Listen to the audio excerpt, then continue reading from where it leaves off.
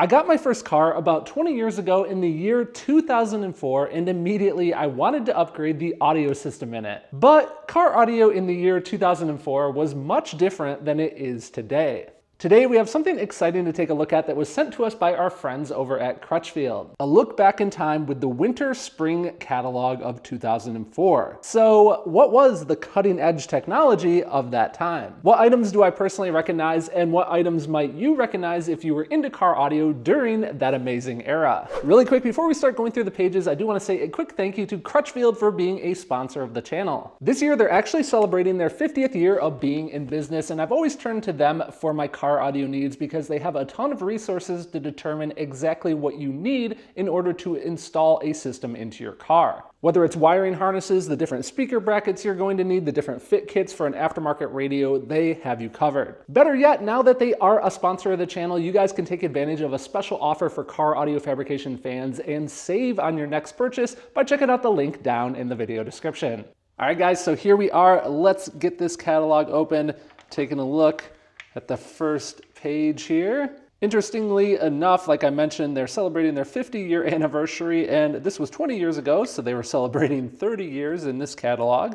But right off the bat, I'm reminded of the head unit style design of this era. I'm sure we're going to be seeing a lot of this screen style in the upcoming pages. Oh, and check this out too, the era of MP3 players before everyone had, music libraries in their phone or just a wireless connection. Flipping to the next page here. If you guys remember this, it was pretty common to have a separate little source unit that you would use for your XM or Sirius satellite radio. In my personal opinion, Alpine was definitely the go-to source unit of this time. I always dreamt of having an Alpine head unit. Again, we're going to see more of those in the upcoming pages.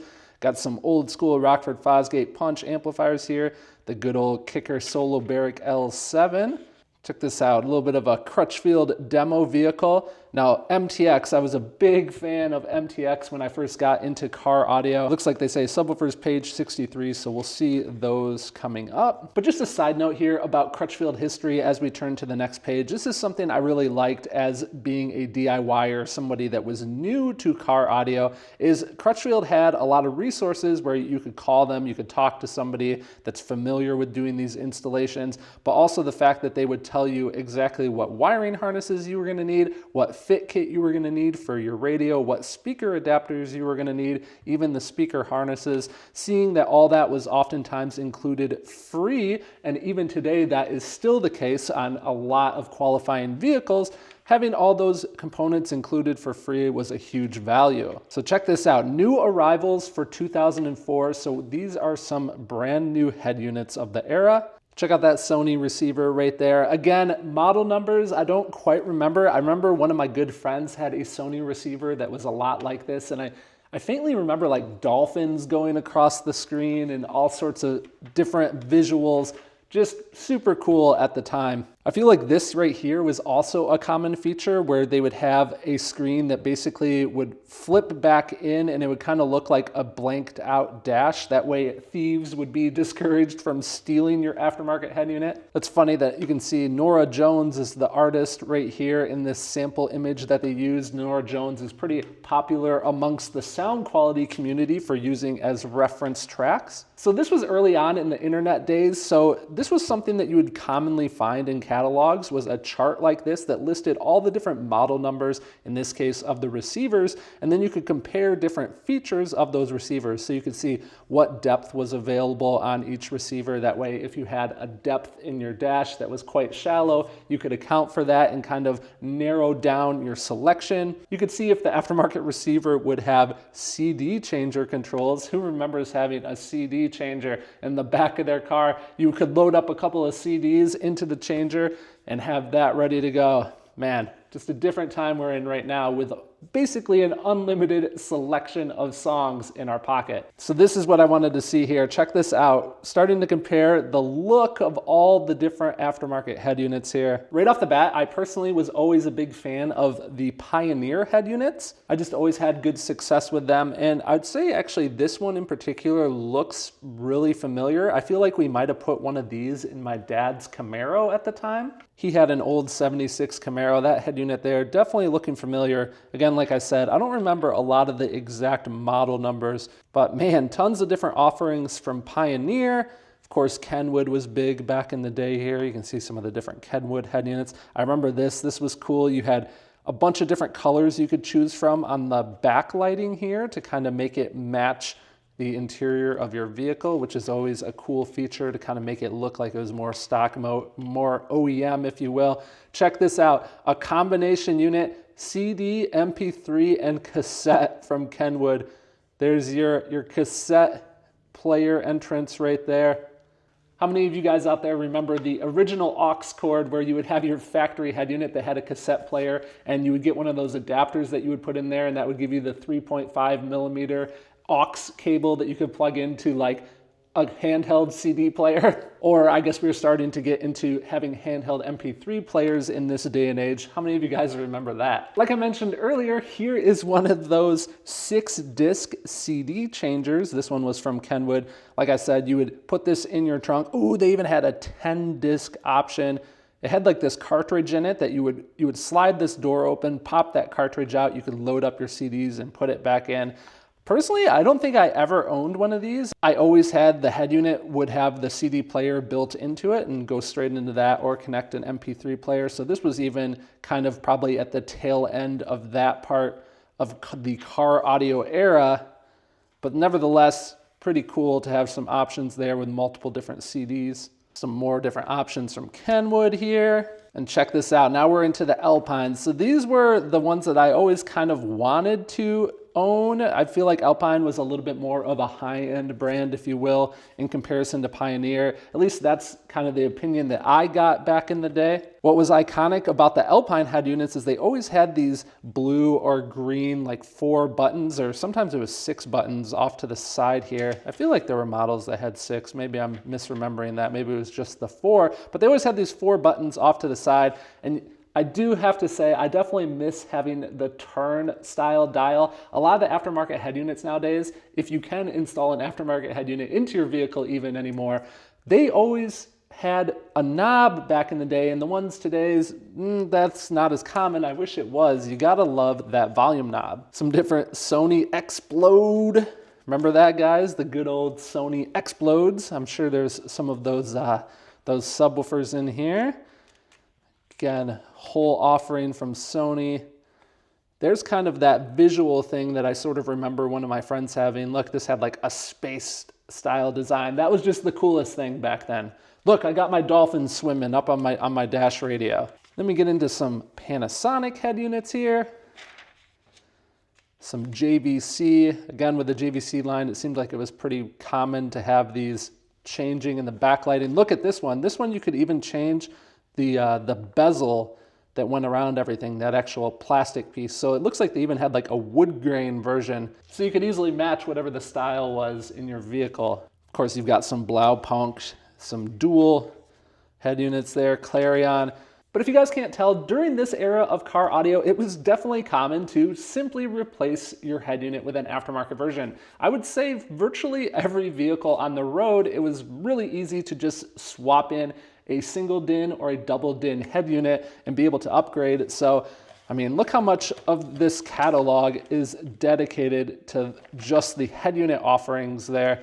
It was definitely a much larger category back then, I would say, than what it is today. More and more in today's latest vehicles. Unfortunately, you can't just easily swap the head unit, but there are other solutions, obviously, that we talk about quite often on the channel. So now we're getting into satellite radio specific. So again, a lot of times you would see where this wasn't part of the aftermarket radio even. It would be like a separate tuner that you would then send signal out of and send it into your new aftermarket head unit or even your factory system if you had a way to get signal into it. And check this out. So these were the cream of the crop back then. These are your in-dash video receivers. If you were into cars or car audio during this general era, you of course are familiar with the Fast and the Furious movie franchise. That came out around 2001, I want to say. And I will never forget how one of the scenes in that movie, you see Dom's RX-7 and it has that awesome system in the trunk before his race. And all the different cars have the flip out style head unit. Everyone wanted the flip out style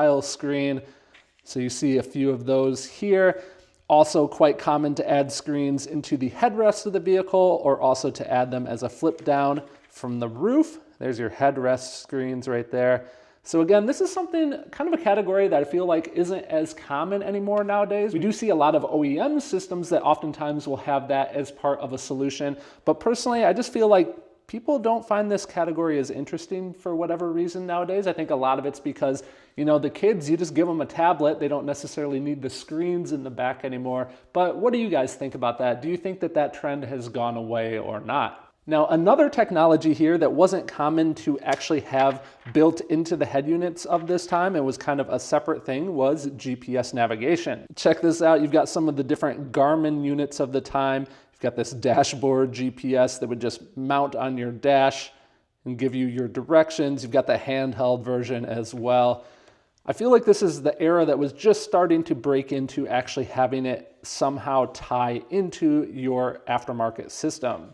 So now we're switching roles and getting into a different category here. Now we are going to look at some of the aftermarket speakers of the era. And again, what you always have to love about Crutchfield is they do such a good job of educating their customers. I spent so much time as a youngin' reading like literally every last detail in these catalogs to try to figure out how I could implement the knowledge that was here in order to achieve the best performing system. And honestly, all of these different topics here, these are things that still apply to this day. It's nice that they have this little breakout chart here giving you the definitions of what the cutout diameter are, the top mounting depth, the bottom mounting depth, how you have to account sometimes for the tweeter protrusion above the speaker. Make sure you're not actually hitting the factory grille if you're retaining that in your vehicle. It looks like in this time period, they would kind of group the speakers based on their size. So look at this, you see a lot of the 4x6 plate style speakers.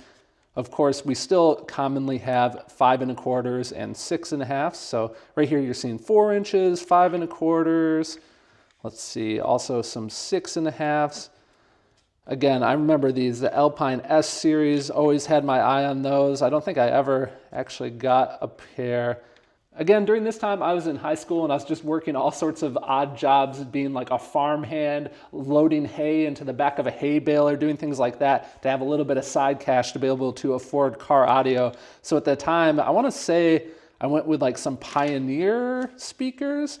I don't really recall, honestly. I remember more of like the amplifiers and the head units for whatever reason. And of course, the subwoofers. Yeah, here we go, 6x9s.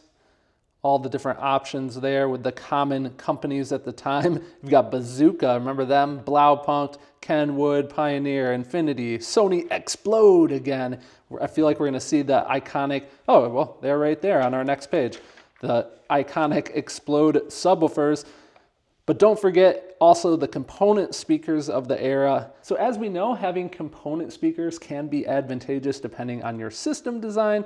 You can see that it's interesting at this era that the component speaker sets where it came with, you know, a passive crossover ready to go, that didn't seem to be as big of a popular category at the time. Now let's talk about the category that got all of us into custom car audio. I mean, let's be honest. It's all about the bass, right? The subwoofers, the power and the fury of bass. So here's their subwoofer section here. Here's those iconic Sony Explode subwoofers. I feel like everyone either had a pair of these or knew somebody that had a pair. One of my best friends in high school, he had a pair of the Explode 12s. I remember those things. We had them in a sealed box in his older vehicle, and we were just loving life, hammering those things away. Of course, you've got some other iconic subwoofers of the era, the Punch subwoofers from Rockford Fosgate. You got the Soloberic L5s along with the L7s, the square subwoofers from Kicker. I mentioned earlier that I absolutely loved MTX audio back in the day. This subwoofer in particular, the Thunder 4500s, I remember I had 4 12s at one point in the back of a Taurus. I made a custom formed fiberglass enclosure to rock those out. At one point, I think this might have been before then because they don't have it listed here in the catalog, but at one point I had 2 of the MTX 7500 15s, again in a crazy volcano style box. I think we actually talked about that build before here on the channel, but nevertheless, cool to see some of the old school MTX stuff. These had these aluminum style cones, really cool. Who remembers this? This is iconic from the era too. The Audiobahn flame style baskets. You guys see that there? You got the chrome flames for your subwoofer basket. I feel like everyone thought those were pretty cool at that time. Personally, my opinion nowadays, I would think that that's kind of a gimmick, but nevertheless, during the time, it was cool. You've got the Alpine Type Rs. I remember I was always interested in the Type Rs. Some of my buddies had a pair of them. Those things sounded amazing. Super cool to see that. And check this out. So you see much more of the custom mounting solutions. Also, some of the different pre-made subwoofer enclosure solutions. So this is a bandpass system here. You can see the sealed chamber with this acrylic viewing window on it, and it looks like it had 4 ports firing upwards in the back. Definitely a unique pre-made solution there. Some of the other different prefab solutions, again, they have a nice little chart here where you can see the internal air volume of each along with all the dimensions. When it came to ordering a system and kind of putting everything together, you had to rely on these charts back in the day. This was also, I feel like, much more of a popular category back in the day, was all of these radar detector solutions that you could put into your car. Now, of course, back then you also needed power wire and signal wiring solutions for wiring your system, much like you do today. I do remember that Street Wires was a popular brand back in the day. You can see them right here. Also got the Rockford Fosgate kit, the Lightning Audio kits, Scosche as well. I remember this distribution block in particular. I feel like this was kind of like the cream of the crop distribution block right here back in the day. The fact that you had the ability to connect 4 different power wires, 4 different ground wires. How cool is that? I also really like this graphic that Crutchfield put together that kind of really identifies and explains to somebody all the different solutions that you need as part of an electrical system. I also love that they even showed the firewall bushing on there, because that's critical. You want to make sure you're running the wire through the firewall safely. Again, that's what you have to love about these catalogs. These catalogs just helped a whole generation of car audio enthusiasts learn about custom car audio. So back in the day, this was, the early internet era days in 2004, but it was pretty common. I remember having to do this. You would literally fill out the order form. You would put in your credit card number information down here, you would sign it, you would cut this out and mail it into them. If you did call them in, you could make note of your product advisor down here.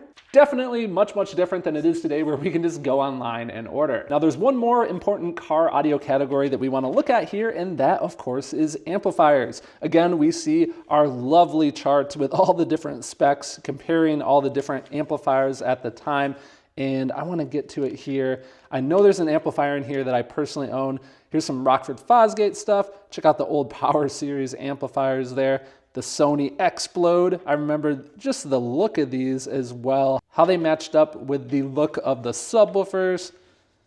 Got some of the old Alpine amplifiers here. MTX, of course, I always had an interest in these. US Acoustics, Kicker, Audiobahn, of course. Audiobahn always had the most unique design styling. Look at this. It looks like it has a hood scoop going into it. They even called it the Intake series. But this is the amplifier that I wanted to show you guys right here, the California series from Profile. I remember this exact amplifier. I definitely had the 2000 watt version. I want to say it was the CA2000, but I don't actually see it listed here. So maybe that amplifier came out later in time. Nevertheless, I remembered liking this amplifier because it had these easy to use terminals where you could just crimp down on the wiring with a screw. I feel like that design was somewhat new for the era. At the time, it seemed like it was much more common to have, these style of terminals here where you had to have a spade connector on the end of your wire and the screw would go down into the spade connector to hold it in place. Nevertheless, I liked the simplicity of those style of terminals. I also liked how simple these amplifiers looked, and they just had this nice red glowing bar on the top that I remember looked really cool at night. Now, aftermarket car security was also a popular category at the time because back in that day, most vehicles didn't have an alarm system from the factory like they often do now. So now I'd love to hear from you guys. I'm curious, what year did you get into custom car audio? And I'd also like to know, did you see any different items in in the catalog that you recognized. It's really interesting how things have changed over time. Personally, I kind of miss those days. Part of me wants to do a throwback build that features a bunch of the gear that I dreamt about owning during that time. Now, don't forget, if you need assistance determining exactly what you need for your next car audio build, check out our show sponsor, Crutchfield. You can also take advantage of a special offer for car audio fabrication fans at the link down in the video description. A big thanks to them, along with Jerry and the rest of the Patreon membership team, for making these videos possible, and thank you guys for tuning in and watching.